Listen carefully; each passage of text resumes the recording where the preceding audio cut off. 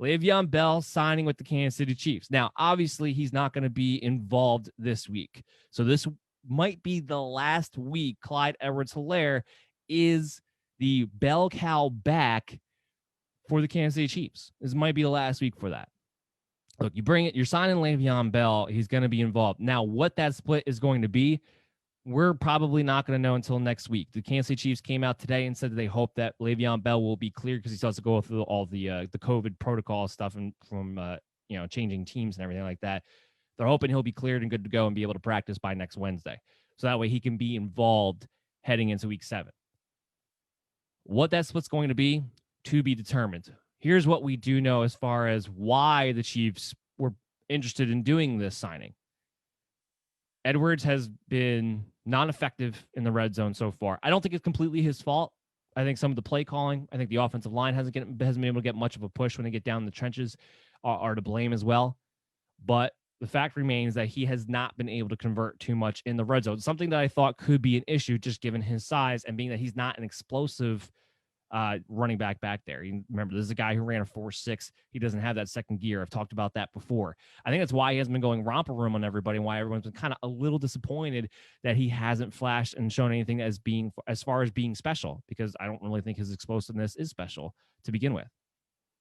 I mean, even Damian Williams had big games just because he had speed. Now, Clyde Edwards-Helaire is definitely infinitely better than Damian Williams as far as being an all-around running back is concerned. But because he doesn't have that extra gear, he doesn't have those big-looking plays that I think a lot of people thought he might have, being that he was able to play for the Kansas City Chiefs.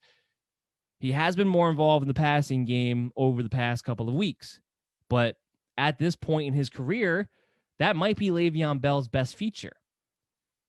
And it's not like Le'Veon Bell's ever been a huge goal line back, although he's bigger by nature, which is why I think they're going to give him that role most likely.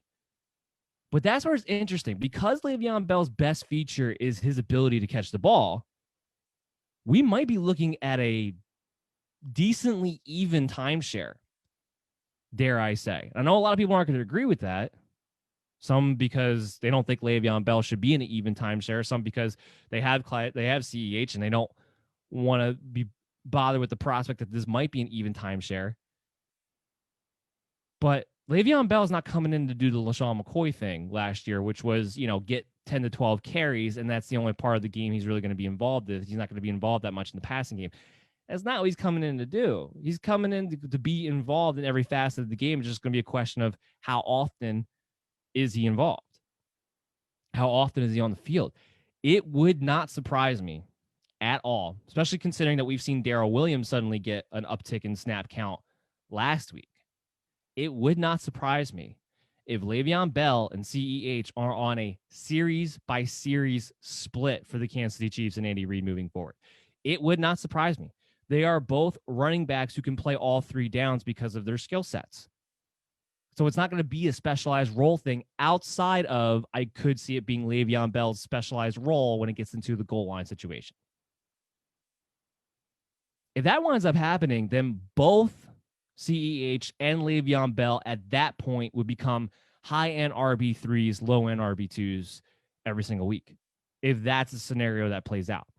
Again, we're not going to have a good feel for it until we actually see these two guys on the field, meaning I can't play Le'Veon Bell in week 7 because I'm going to need to see it first. I'm going to need to see exactly, first of all, how quickly can you acclimate yourself to this offense? That's number one. And then number 2, what is your guys' plan between the split between CEH and Le'Veon Bell? You'll still be able to play CEH every single week this season because he still should be the guy who gets most of the work, even though it might not be a lot more than Le'Veon Bell at some points if they wind up being in a split committee, but he should get most of the work from here on out. If you were to make a bet, say from week 7, who has more touches, CEH or Le'Veon Bell rest of season, it should be CEH. So you should be able to play him every single week still.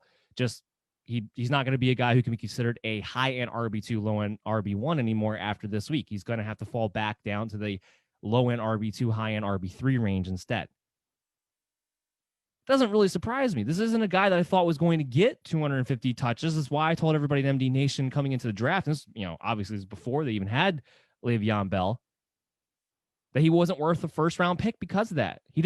He can't do the Alvin Kamara thing when he doesn't have the explosive skill set of an Alvin Kamara. That's why I said he wasn't a first-round pick. Second-round pick because of his skill set with the situation that he's with? Sure. Not the first round. So the Chiefs wanting to make this move, especially given the inefficiencies that Clyde Edwards-Helaire has seen so far in the red zone especially, doesn't surprise me. Doesn't surprise me at all. So this is definitely one we're going to have to watch moving forward. As far as people out there talking about, should I just trade in redraft leagues, that is, dynasty leagues, obviously you're keeping him, but should I just trade Clyde Edwards-Helaire in redraft? My answer to that is no. This is still a running back who's should get, like I said, most of the work from here on out in a situation where he's on the Kansas City Chiefs. You don't move on from that. I mean, unless you're going to get, a Josh Jacobs, or unless you're going to get an RB1, which at this point with the signing with Le'Veon Bell is not going to happen. So unless you're able to do that, I'm not moving on from Edwards at any point this season. He's still in a great situation. And who knows, maybe him being able to play more of his game and not be relied upon as the bell cow back, being a little bit fresher, might help out. It might help his fantasy value moving forward. We'll have to see. But you're not moving on from him. And you're just going to have to temper your expectations as to what his potential could be each given week once Le'Veon Bell is playing. For this week, he can still have the same expectations, the same upside that you've had for him. But that's going to be the end of it as far as him being the bell cow back. So that's kind of the take right now that we have on Le'Veon Bell and Clyde Edwards-Helaire. Obviously, as far as this week goes, Mahomes play, Hill play, Kelsey play, all number ones, top fives at the position. Sammy Watkins is going to miss this game. It does sound like he's going to avoid the IR, though. So that means he should be back within the next 3 weeks. So maybe next week, maybe the week after that, but they're not going to put him on the IR. That's the number one point. With that in mind, this is the opportunity, if you've been a Mecole Hardman supporter, lover, which I really haven't been, but this is the chance to see, can Mecole Hardman seize the opportunity to get those routes run, or are they going to do what they did last year and rotate Hardman, Robinson in and out of the lineup? Are they going to take turns? Are they going to split snap counts, split targets, split routes run, everything? Haven't really been able to get a good indication one way or another so far in practice about this situation, especially now with all the buzz being about Le'Veon Bell. And it doesn't seem like anybody else is talking about this. On paper, their depth chart suggests that Mecole Hardman will at least get first crack. But we know with the Kansas City Chiefs, what they put out as their depth chart as far as the wide receivers goes matters not at all as far as who actually gets the most playing time that week. So just kind of a note there.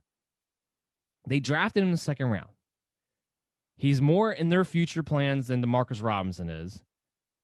Hardman has to be the guy that they're looking to replace Sammy Watkins, because Watkins will be gone next year because he only has a 1-year deal.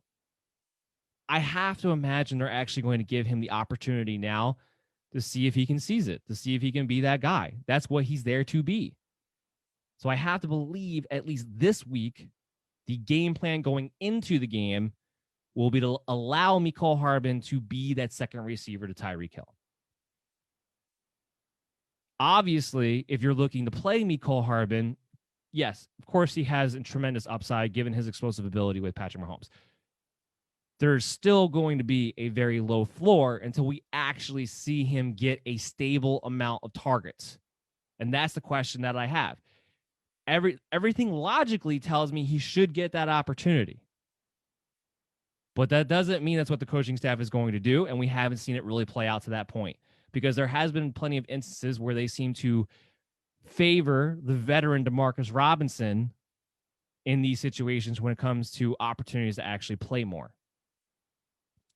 So that's the real question that we're going to have. So we're going to keep our eyes on this. I don't want to play Mecole Hardman or DeMarcus Robinson if I can at all help it. Obviously, I will play Hardman over Robinson if you have to play one of the two. But just keep in mind, there's going to be a very low floor there until we actually see him get a stable amount of targets. But that's the way it's leaning as of right now, with Sammy Watkins definitely out of the lineup for at least this week. And we'll see how much longer after that. So we go to the flip side of the ball. We go to the Buffalo Bills, who just had a terrible game against the Tennessee Titans, who Josh Allen looked like he was every bit the quarterback that I've always felt that he was, and looked like he regressed back to what he was a season ago. the first pick wasn't his fault. I can't believe I'm actually trying to defend Josh Allen to some degree, but I think the pendulum swing, especially considering what he has shown us so far this season, has been a little too severe, a little too far back the other way. Where all of a sudden everybody's like, oh, this is the Josh Allen that I've always known. And I thought I was going to be that guy because I've not been a Josh Allen supporter. I don't believe him as a franchise quarterback down the road. I don't believe he's the guy who's ever going to win you the big game because he still makes too many mental errors. He still doesn't have really critical awareness in important situations, in my opinion. But I was definitely not going to sit there and be like, oh, Josh Allen's totally back to what he was last year. I'm like, well, hold on. He's shown us, 4 games of being great, 1 game of being so-so, and we're ready to swing back the pendulum. Even I'm just like, that's a little too harsh. Now, from a fantasy standpoint, he's a top 3 quarterback. Given the volume, given the ability, obviously you play Josh Allen. Especially in this matchup, this should be the shootout of the week between the Kansas City Chiefs and the Buffalo Bills, hands down. So obviously you love Josh Allen here. We'll see against the Chiefs if he's able to bounce back. It's going to be a big matchup. We saw Lamar Jackson flop against Kansas City Chiefs on Monday Night Football. Can Josh Allen do better? We'll wait and see, but you have to play Josh Allen, obviously. I think the more interesting scenario is what do you do about the running backs? Because Devin Singletary didn't look great against Tennessee, and on paper, that should have been a very positive matchup. Zach Moss is back practicing in full. So we expect, even though I've said that we've expected Zach Moss back last week, we expect Zach Moss to play. He practiced in full yesterday on a Thursday. We expect him to be activated and play on Monday. Because remember, because this is a Monday game, technically their Wednesday practice was yesterday. So the first day of actual practice, Zach Moss is out there practicing in full. He should play. Are they definitely going to go back to the 50-50 split that these two seem to have when they were both on the field? Remains to be seen, because Devin Singletary, outside of last week, has been very good when given the bulk of the workload. He's been able to get into rhythm. And I thought, frankly, their offense benefited from having a running back who is in rhythm rather than taking these guys in and out. But we'll see what happens. They're clearly not sold on the idea of Devin Singletary being the bell cow guy week in and week out. Now, as far as this week goes, because a lot of people are going to be looking to play Devin Singletary given what they need to replace that running back, yeah, you can play him. He comes in as an RB2 for us this week. He still should get more work than Zach Moss. Like I said, outside of Tennessee, he's looked pretty solid. He's looked pretty quick. He's been able to get involved in the passing game. He's been able to help them out there. And that was always the big question with Devin Singletary, especially when it came to what the split was going to be between him and Zach Moss. So he's somebody who comes in as more of a floor RB2 play. Still hasn't gone off yet this season, hasn't gone over 100 yards rushing, has been very inconsistent as far as getting opportunities at the goal line. So you're playing him because you know he could probably get you somewhere between 7 and 9 points, maybe 12.5 point PPR league. Is a good match against Kansas City. Running backs have been pretty successful. There should be opportunities to score, or at least opportunities to have decent big plays. You can play Devin Singletary as a high floor RB2 this week. And just we'll keep our eye on the prize as far as what the split between him and Zach Moss is going to be. Receivers, obviously play Stephon Diggs. He's a low-end wide receiver 1, high-end wide receiver 2. Even though Kansas City is pretty good against perimeter wide receivers, the good thing about Stephon Diggs is that they're rotating him in and out as far as being in the slot and the perimeter, so he's getting mismatches. And he's just getting a crazy target share from Josh Allen, so there's nothing to worry about there. John Brown is back practicing, coming off the calf issue. He should be good to go. He's nothing more than a boomer bust wide receiver 4 option that I could see you wanting to play for the upside, given that the expected game script would be a shootout for this week. So I'm okay taking a shot on John Brown if you're looking to try to hit a home run somewhere. But the thing about John Brown has been, he has been their primary perimeter wide receiver so far this year, because the guys rotating in and out as far as the slot goes has been Stephon Diggs and Cole Beasley. So John Brown might have the toughest matchup against the Kansas City Chiefs out of all the wide receivers as a result of that. So he's going to have a low floor. So just kind of keep that in mind. I'm okay with you taking a shot on him as a flyer, but you are going to have a low floor. So just keep that in mind as you build out your roster construction heading into week 6. Cole Beasley, I'm not playing him. When both John Brown and Stephon Diggs are on the field, the target share is not trustworthy enough out of a Cole Beasley. He just doesn't have enough upside for me to want to play him this week. Dawson Knox hasn't been practicing. He's still not somebody who's in that tight end streaming territory anyway, mostly because he hasn't been able to stay healthy so far this season and actually get involved on a consistent basis. Maybe he will at some point, but not practicing might be a game time decision. We're not looking to stream Dawson Knox at all.